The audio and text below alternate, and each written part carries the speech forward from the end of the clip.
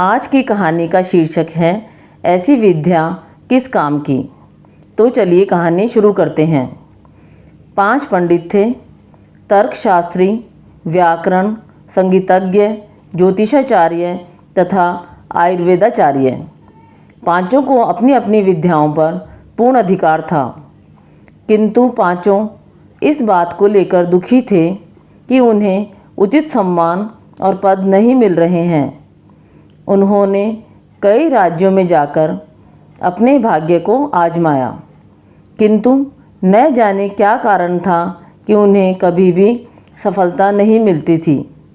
अंत में वे विनायक नगर के राजा के पास गए, क्योंकि उन्होंने सुन रखा था कि वह राजा विद्वानों का बहुत सम्मान करता है तथा उन्हें उपयुक्त आजीविका देता है। पांचों विद्वानों ने राजा को अपनी अपनी विद्याओं के विषय में बताया। राजा उनकी खूबियों से बहुत प्रभावित हुआ। राजा ने उनके संबंध में अपने महामंत्री से राय ली। महामंत्री को जीवन का गहरा अनुभव था। उसने राजा को परामर्श दिया कि इन्हें कुछ मुद्राएं देकर राज्य की अतिथिशाला में ठहरा दिया जाए और इनसे कहा जाए कि कल अपना भोजन पकाने खाने के बाद राज्यसभा में पधारें। राजा को यह परामर्श बड़ा अटपटा सा लगा, मगर उसने महामंत्री की बात मान ली। उसने पांचों विद्वानों को बुलाया और कहा, आप लोग हमारी अतिथिशाला में ठहरें और कुछ स्वर्ण मुद्राएं लीजिए।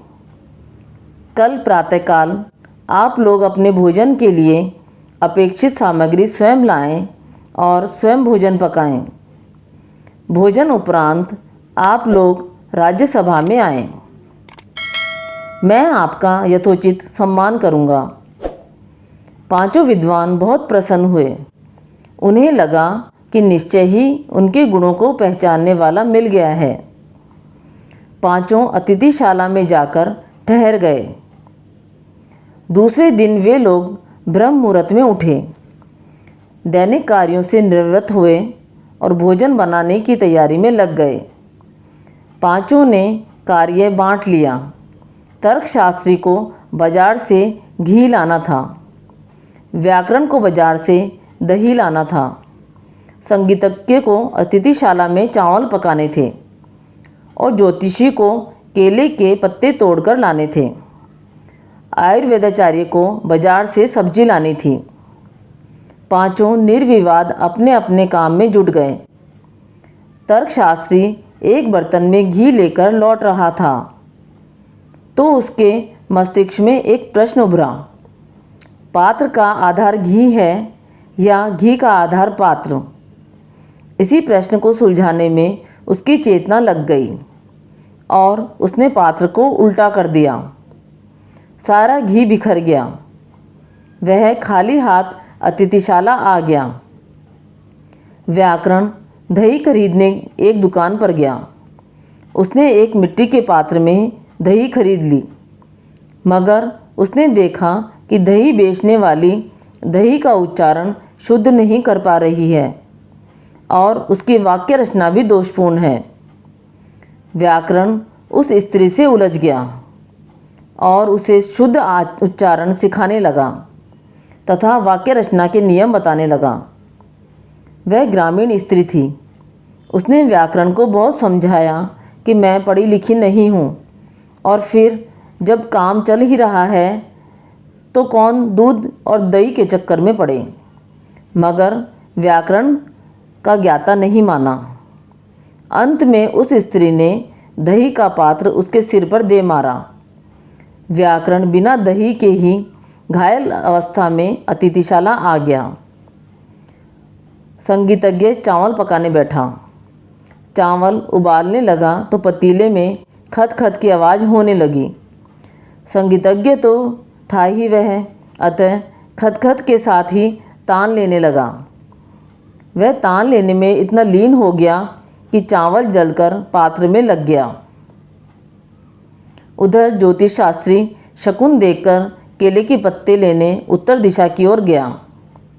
उसने केले के कुछ पेड़ देखे। जैसे ही वह पत्ते तोड़ने लगा तो एक पत्ते पर उसे एक छिपकली दिखाई दी। बस अपशकुन हो गया। यह जानकर वह खाली हाथ अतिथिशाला लौट आया।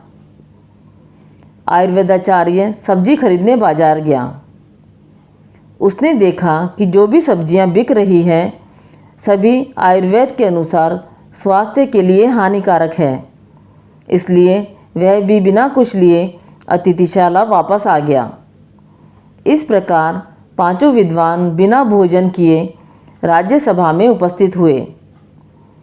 इनके कार्यकलापों को महामंत्री के सैनिक देख रहे थे। उन्होंने जाकर पांचों की बातें महामंत्री को बता दी। पांचों की मूर्खताओं का पता जब महामंत्री को चला तो उसे समझते देर नहीं लगी कि यह पांचों गुणी होते हुए भी क्यों आज तक उचित सम्मान ना पा सके। उसने राजा को सारा हाल बता दिया। अब पांचों विद्वान राजा के समक्ष आए तो राजा ने कहा कि आप लोग पूरे पंडित हैं।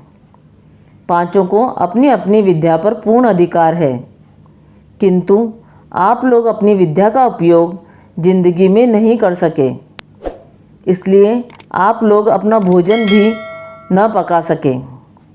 हमें ऐसे विद्वानों की आवश्यकता नहीं है जिनकी विद्या जीवन में काम न आ सके। पांचों विद्वान बहुत निराश हुए और अपने अपने भाग्य को कोसने लगे। विद्या वही अच्छी है जो जीवन में काम आए। आपको ये कहानी अच्छी लगी तो कहानी को लाइक व शेयर करें। कहानी सुनने के लिए धन्यवाद।